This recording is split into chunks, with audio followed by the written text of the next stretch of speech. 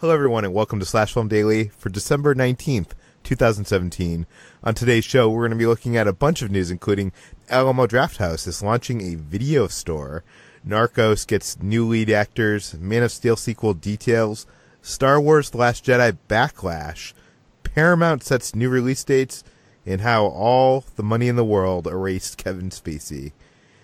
And we'll give you trailer reactions for Mortal Engines, Greatest Showman, Ocean's 8, and the Nutcracker in the Four Realms. This is Peter Sciretta, and joining me on today's podcast is Slash Film writers Hoai-Tran. Hey everyone. And Chris Evangelista. Hello. Before we jump into the news, guys, we got a little bit of feedback from a story we reported on last week. We reported on the top rented movies on Redbox. Slash Film reader, or listener, I guess, Shane D. wrote in a long email. I'll read an excerpt. He says, the crew, HT in particular, were very disappointed in what seemed like America's basic choices. As an avid listener and Redbox user, I would argue that these numbers are totally misrepresenting America's film prowess as a whole. My wife and I, for instance, will quickly, maybe frantically, check out the first few screens of Redbox on a busy weeknight trip to the supermarket, and will frequently grab a dumb comedy or a flashy action blockbuster. Basically, Shane goes to write that basically the Redbox machine is akin to the magazine rack in the supermarket. So, it's for dumb, fun things. It's not for, thinking. Do you guys have any thoughts on this?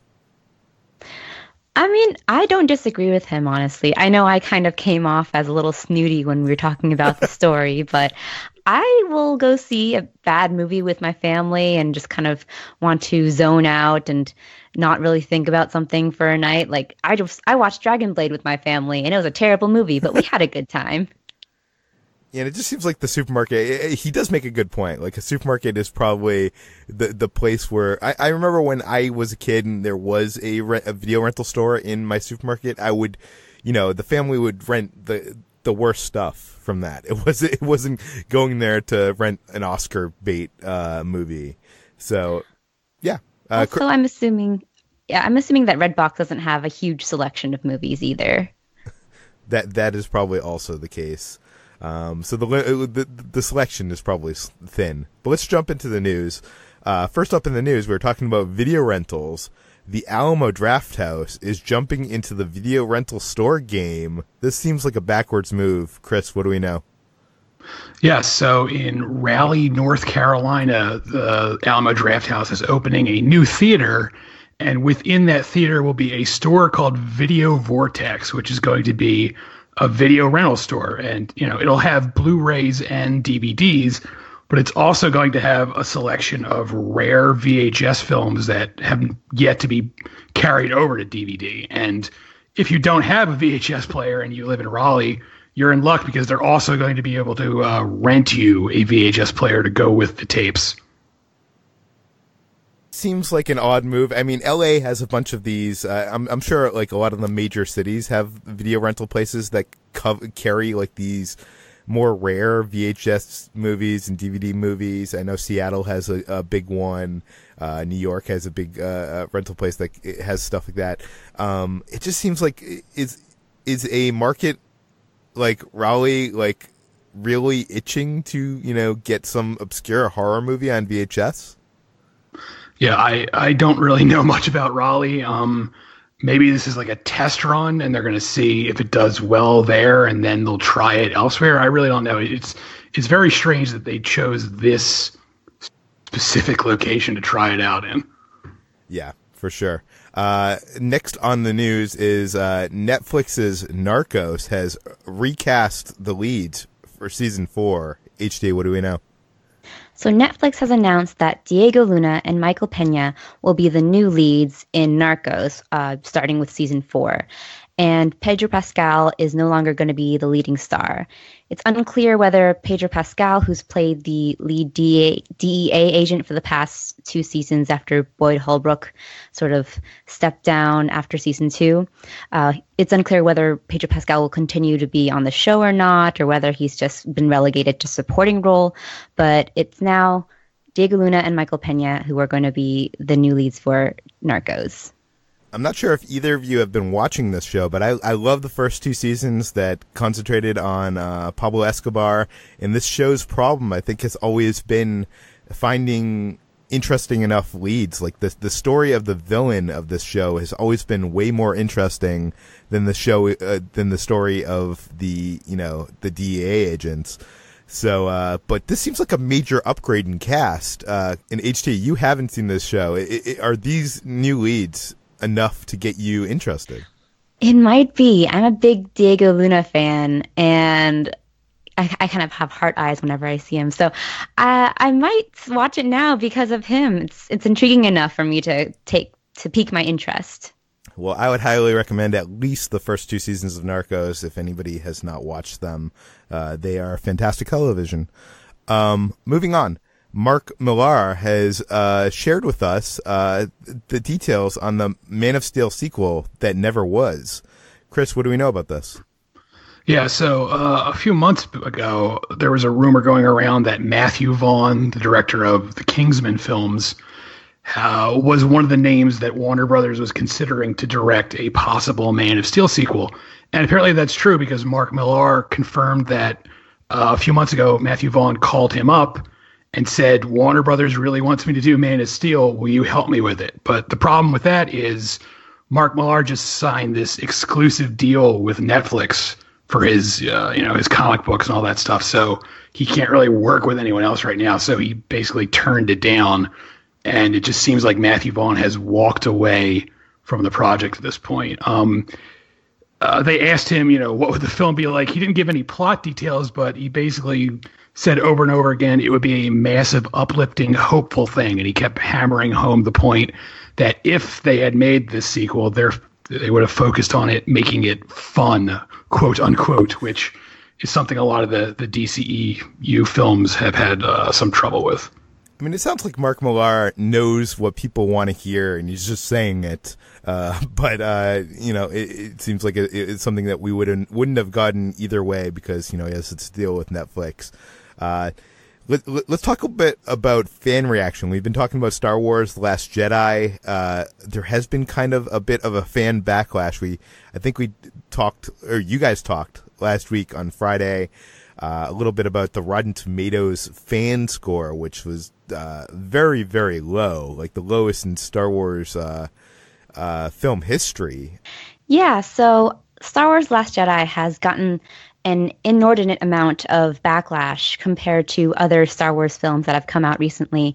It's got a 56% audience score on Rotten Tomatoes compared to its 93% tomato meter score, which is, I think, the biggest distinction between the Rotten Tomatoes and audience score than we've seen. But there's also a possibility that this score is being manipulated because the cinema score is that Last Jedi has received is an A, which is the best score you can get. And IMDb still has about a 7.4, I think. So it seems like there's a small vocal minority who are sort of attacking this film for a lot of criticisms that some are valid, some are quite petty and inane. But before we get into sort of like the specifics of those criticisms, I wrote kind of a soapbox about why this was an example of just like a fandom at its worst and how there's this sort of gatekeeping for franchises like Star Wars or other huge franchises that people have a big connection with and who have people are very passionate about, and that passion sort of turns to possessiveness, and fans think that they have this ownership over a franchise, which they do not have. So it's kind of a combination of all those things, as well as Last Jedi being this really radical movie that throws a lot of ideas of Star Wars out of the window, and people not seeing what they want to see on the big screen. And it's resulted in this sort of really toxic, poisonous backlash against the Star Wars film. People are burning T-shirts. People are harassing Rian Johnson there's on a whole petition. Twitter.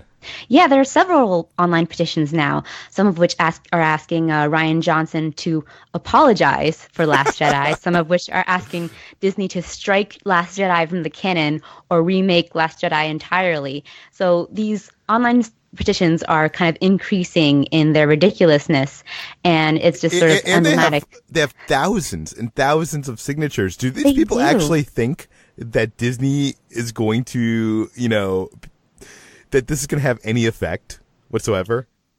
I don't know. People are just acting out in their rage against what they see as a slight towards the Star Wars franchise. And it's honestly, it's amazing to me that people can have this much passion for a series that they'll go out of their way to either like harass a creator or just completely ask for a new film, even though that's not a guarantee that it'll be better. The backlash is it's stupid. It's stupid. It's fandom at its worst. And like you said, Peter, you have your own criticisms about Last Jedi, and I think there are some that are to be made because it's not a perfect film, but this is drowning out any sort of valid discussion that can be made about Star Wars. Yeah, it's kind of tough for me because, I did very much love the film, but I have criticisms, and it seems like talking about those criticisms online, it's kind of like I'm being grouped in that group that are, burning their shirts. And if you say anything bad about the movie, it's almost like you're grouped into the group of like, this movie is the worst Star Wars movie. And I obviously do not feel that. It's just, but it's, there's this group of fans that are giving us all a bad name. But I mean, Star Wars is more than just a movie. To many people, it's, a very important, part of their lives. And I understand that, but, there's lines that are in the sand, in that, that red salt sand, that you do not cross. And that is, some of these things that are happening here, these petitions,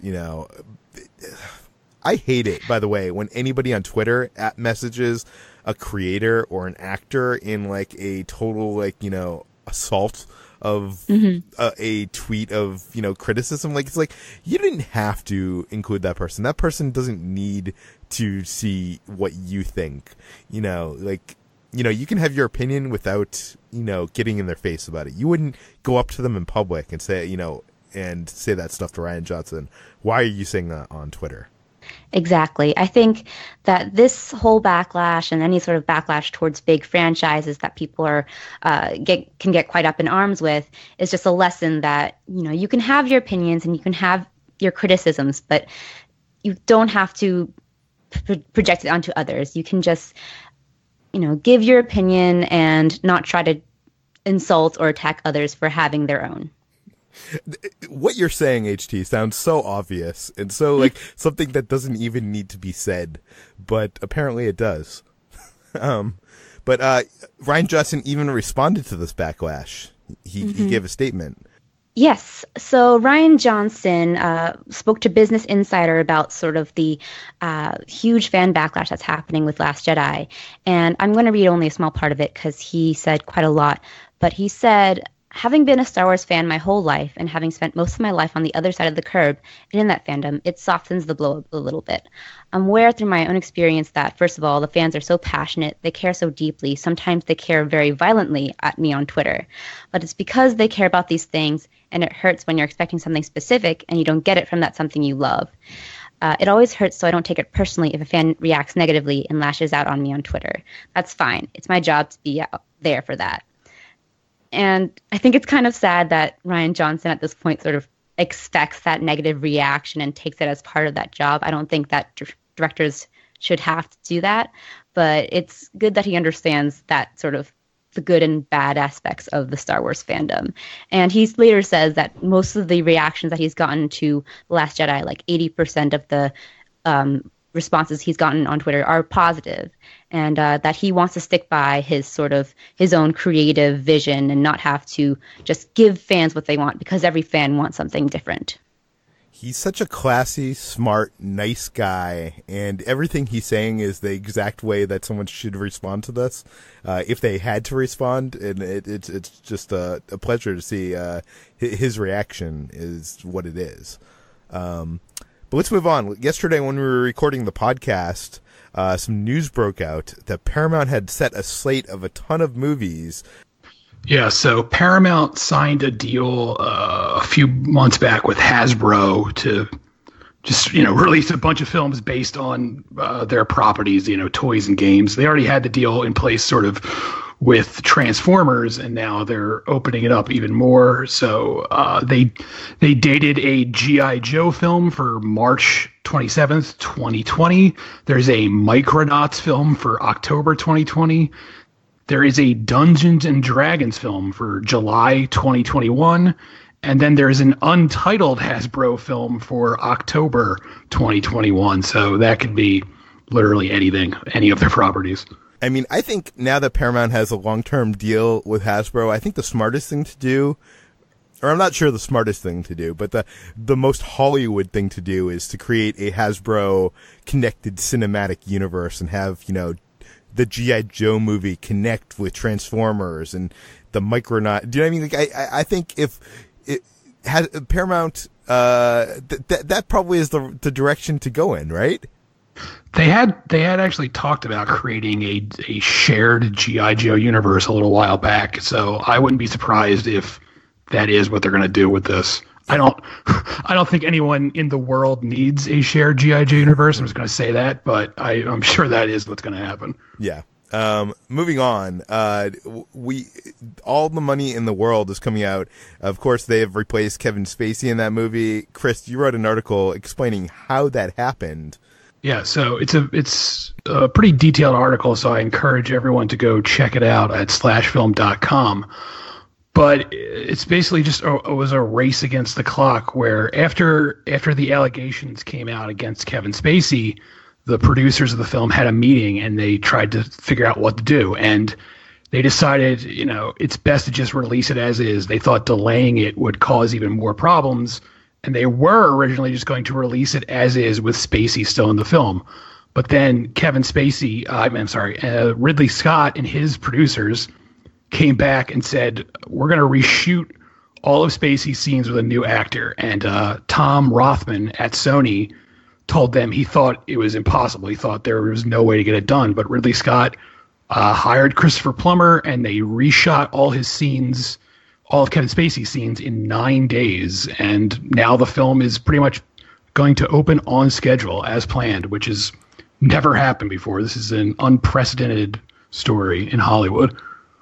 In HT, you saw the movie last night.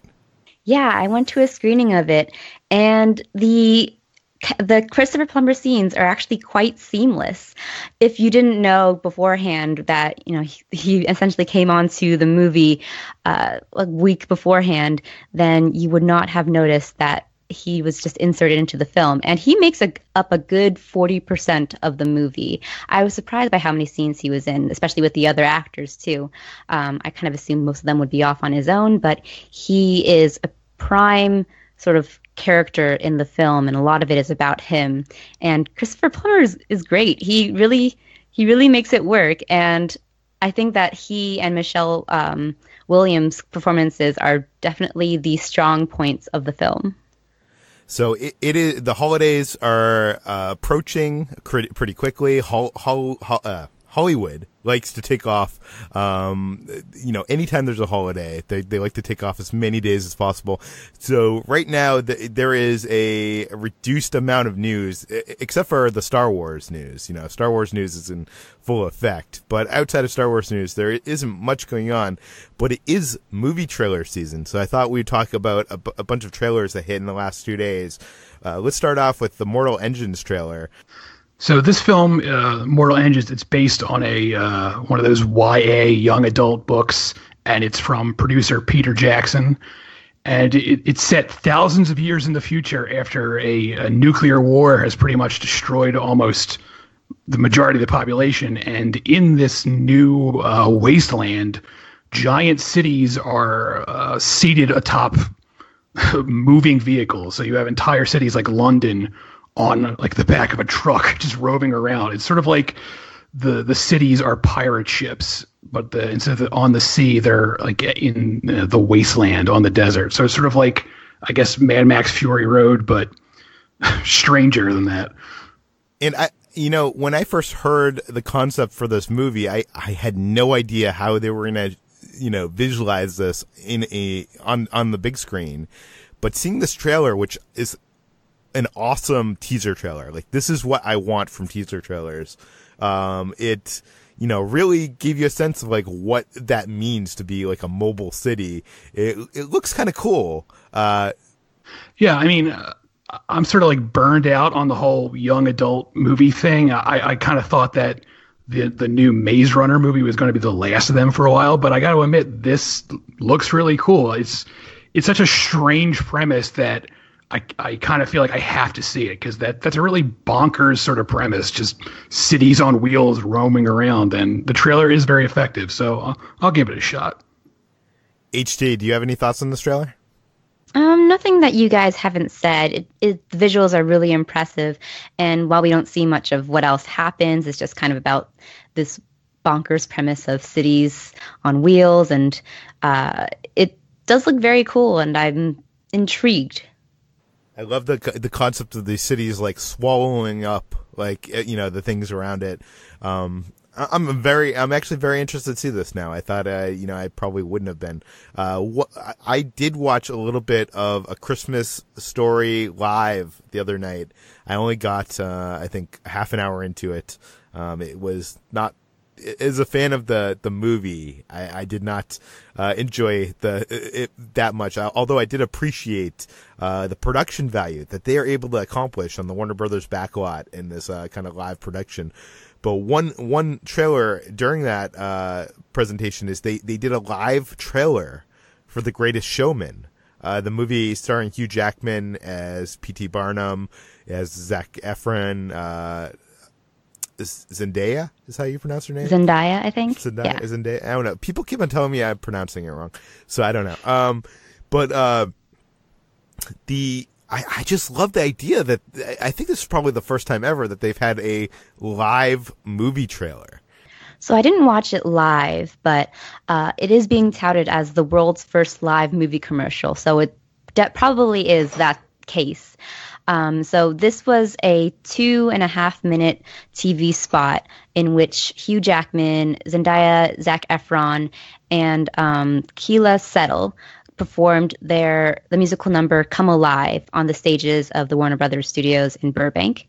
And they were backed up by 150 dancers, and it was all done in one take. So it's a very impressive feat just to do that. So it was good. It was very impressive, and I think that it was aided by the fact that all 4 of the performers were very well versed in performing live and doing big set pieces like this. So it was very well done. We have more of these live musicals happening every year. Chris, I'm wondering what are your thoughts on this, and do you think that this might become a trend that, like, in future live airings of these musicals that we might see, a live scene from, whatever the next, Mary Poppins movie is, or is that going to be a thing?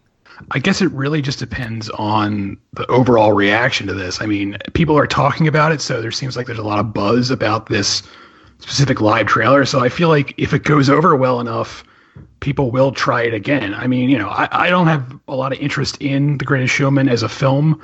I like musicals. I tried to listen to some of the songs from the film. I haven't seen it yet, but I listened to some of the songs. I didn't really like any of them, but I appreciate this sort of go for broke approach to selling the film. I mean, Hugh Jackman always seems like an actor who's willing to just go above and beyond to sell whatever it is he's doing. So I do appreciate that, they're trying here. That's more than I can say for a lot of movies that just sort of release their films with a whimper rather than a bang. Oh, for sure. And next up on the list is Ocean's 8. So Ocean's 8 is the all-female reboot of the Ocean's 11 trilogy starring George Clooney, Brad Pitt, and Matt Damon, which itself was a reboot of the Rat Pack Ocean's 11 movie from 1960. So this all-female reboot stars Sandra Bullock, Cate Blanchett, Mindy Kaling, Rihanna, Awkwafina, Helena Bonham Carter, Sarah Paulson, and Anne Hathaway as a group of 8 women who pull off a heist at the annual Met Gala. So the connection this has to the more recent Ocean's 11 films by Steven Soderbergh is that Sandra Bullock stars as Debbie Ocean, who's the estranged younger sister of George Clooney's Danny Ocean. And in this trailer, we see her just getting out of prison, and so she's along the same sort of criminal heist family as her brother is, and she assembles her team to rob the jewels off of the neck of Anne Hathaway's character during the Met Gala. So it's very sleek, it's very, very fun and snappy, and it seems like a very very good reboot to the Ocean's 11 trilogy. Yeah, I love how, well, first of all, this female cast is amazing. I love how they decided to take a more like suburban take on this instead of setting it in like a really flashy international setting. I saw some comments on Twitter and on the site of people like, being like, I don't understand why they're doing this. Like, why are these actresses basically playing themselves? Like, did these people that are criticizing this ever see Ocean's 11? I mean, it was basically George Clooney and Brad Pitt playing themselves, right? Like, that's the fun of it. So, yeah, that original trilogy was very much the sort of celebrity personified sort of heist thriller that wasn't quite, it was very fantastical and escapist, but in the way that we sort of love our Hollywood stars and their images. Yeah, and right, and the same could even be said for the original. Like when people went to see movies with the Rat Pack, they weren't interested in their acting powers. They just wanted to see those cool guys up on the screen. They weren't like, oh, what a great performance from Frank Sinatra. That's not how people approach the original. So yeah. That is a strange complaint. Yeah, it is a very strange complaint. Chris, what did you think of this trailer? Oh, I loved it. I mean, I've been excited for this since they announced it. I love this cast, especially like Cate Blanchett. I'm a huge Cate Blanchett fan. And even though I was already excited for it, the trailer actually impressed me more than I was expecting. It looks a lot more stylish than I thought it would be. And I mean, like, from a cinematography standpoint, like, it actually looks like they went all out to try and make this look really like a cool sort of movie. I was expecting more of like a point and shoot sort of look that a lot of comedies adopt now, and it doesn't look like they're actually going for that here. So I'm pretty impressed. Next up on the list is the Nutcracker and the Four Realms. Chris, tell us about this movie.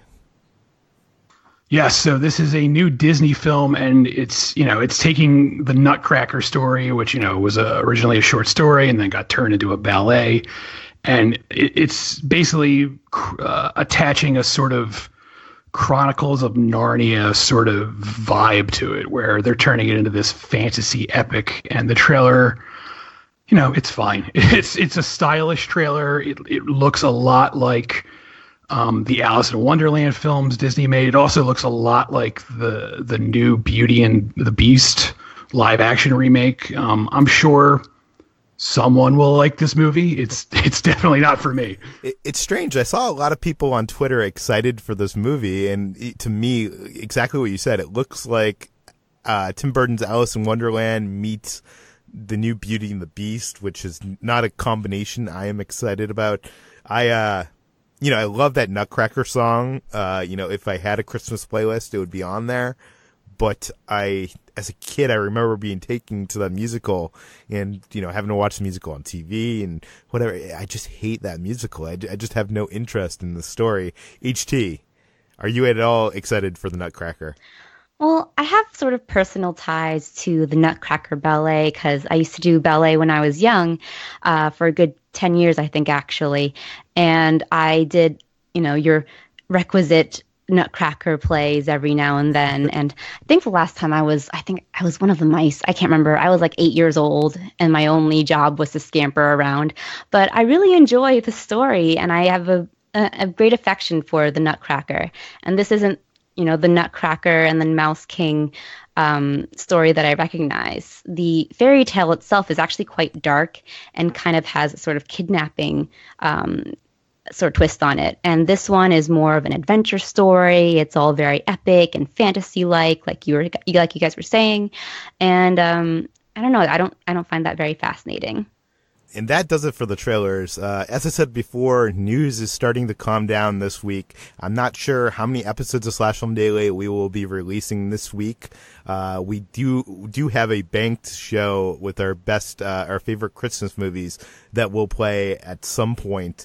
But if for some reason you don't get an episode one of these days, it's probably because, Hollywood has shut down. You can find more of all the stories we mentioned today at slashfilm.com. You can find Slash Film Daily published every weekday, or almost every weekday, on iTunes, Google Play, Overcast, and slashfilm.com, all your popular podcast apps. You can send us an email at peter@slashfilm.com. Please go to iTunes, give us a rating, give us a review, and thanks for all the kind words, and we hope you have a good holiday. We'll see you tomorrow.